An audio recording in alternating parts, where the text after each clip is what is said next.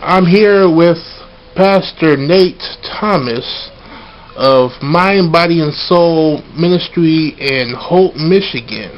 How you doing today, Pastor? I'm doing fine, thank you. Good.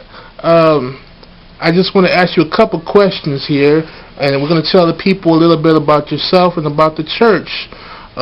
Why do you think God chose you to minister? And tell the people a little bit about yourself. Well, I've been called by God as a little boy. My family's from Pittsburgh, Pennsylvania. We have a long line of ministers in our family. And everybody in my grandfather's side had 10 children, 5 boys, 5 girls. They all became ministers like my grandfather and preachers, pastors. Even one's a bishop. Everybody but my father. So my father was the only one that didn't go into ministry. And my grandfather told me I was going to get a double portion.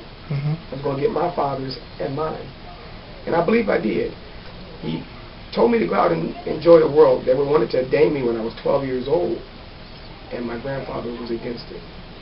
Even now I'm getting emotional about it, thinking about my grandfather, who was a great man of God.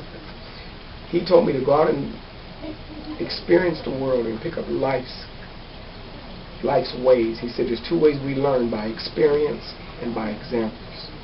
So he was giving me great examples, but he said I also need the experience. And nobody would take a 12-year-old boy seriously in ministry who hasn't experienced life. Where am I going to speak from other than the word? How can I apply it into life? So he said, go get the life part. You got the word part. So I took both. I joined the Marines, did 20 years, retired now. I'm currently working at the prosecutor's office as a special deputy. But I know that God has something in for me, because now he placed me in a position where I get to minister to people like myself. And now he's called me and told me, reminded me of a promise that I made, that I was supposed to serve him. So it was like an awakening. He allowed me to go through a stage, and then there's an awakening period when God lets you know that he's ready to have you do what he called and created you to do.